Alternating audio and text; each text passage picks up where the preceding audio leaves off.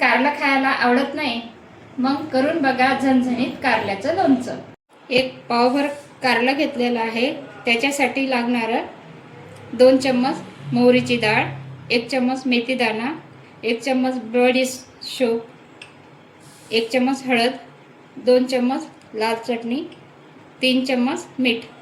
अशा प्रकारे साहित्य. कारले स्वच्छ धुतले आणि सुकवले. आता बारीक चिरून घेणार आहे. हे मसाले आपण एक एक करून सर्व भाजून घेऊ मंद आचेवर.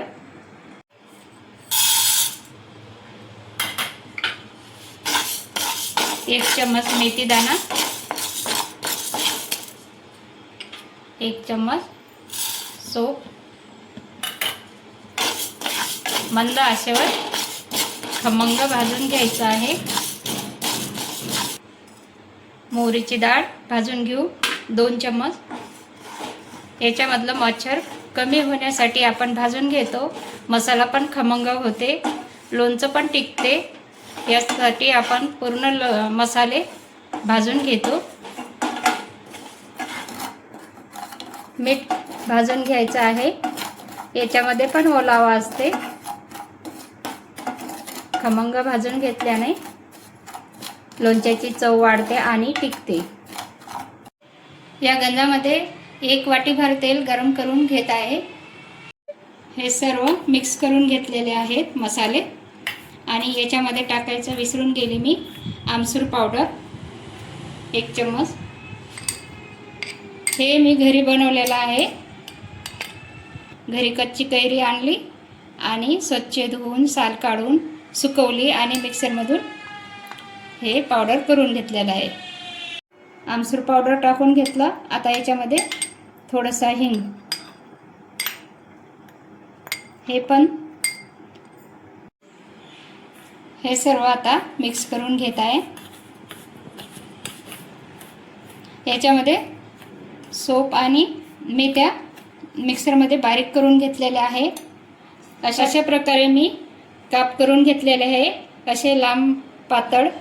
बघा तुम्ही कशा प्रकारे कापू शकता. मी असे घेतले काप करून. छान काप करून झालेले आहे. याच्यामध्ये आता लोणच्याचा मसाला टाकून घेते. अशा प्रकारे आपण याच्यामध्ये मसाला टाकून घेऊ. मी याच्यामध्ये लाल चटणी टाकलेली आहे. तुम्ही हिरवी मिरची टाकू शकता. खूप छान लागते हिरव्या मिरचीचे तुकडे करून टाकले की. आणि मी आमसूर पावडर टाकलं तसं तुम्ही निंबू पण टाकू शकता. निंबाचे तुकडे करून छान लागतात. पण मला असं आवडते म्हणून मी आमसूर पावडर आणि लाल चटणी टाकली. अशा प्रकारे हे असे मिक्स करून घ्यायचं आहे. अशा प्रकारे सर्व फोडींना मसाले असे लावून घेतलेले आहे. आपण कैरीच्या लोणच्यासारखंच बनवत आहोत. कैरीच्या लोणच्याला तरी आपण हळद मीठ लावून 1 दिवस ठेवून घेतो, त्याचं पाणी काढतो. या कारल्याचं पाणी आपण काढत नाही तरी पण आपलं कारलं कडू होत नाही. तेल गरम करून थंड केलं. बघा 1 वाटीभर तेल घेतलं आपण. तेल पण टाकून घेत आहे. असं तेल थोडं थोडं टाकून असं मिक्स करून घेत आहोत. असं बघा कसं दिसत आहे. छान मुरलं की खूपच छान लागते. हे आता पुन्हा टाकून घेऊ तेल. आता एकदाच मिक्स करून बरणीमध्ये आपण भरून टाकू.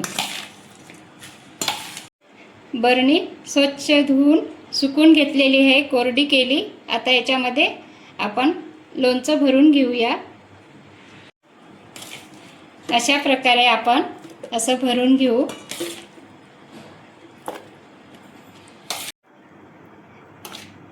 पोटदुखीवर रामबाण उपाय आहे कारलं रोजच्या जेवणातनी 1-2 फोड घ्यायची आणि खायची. खूप छान लागते. जेवणाची चव वाढवते. एवढं छान लोणचं झालेलं आहे. लहान मुलं पण आवडीनं खातील. अशा प्रकारे लोणचं भरून झालेलं आहे. आता याला झाकण लावून हवा बंद बरणीमध्ये ठेवायचं असते. 2-3 दिवस तुम्ही हलवत राहा आणि तिसऱ्या दिवशी खायला घ्या. खूप चव लागणार आहे. छान आवडीनं खासाल. रोजच्या जेवणात आठवण येईल की खरोखर हे लोणचं चांगलंच आहे, घ्यायला पाहिजे आणि करून बघसाल.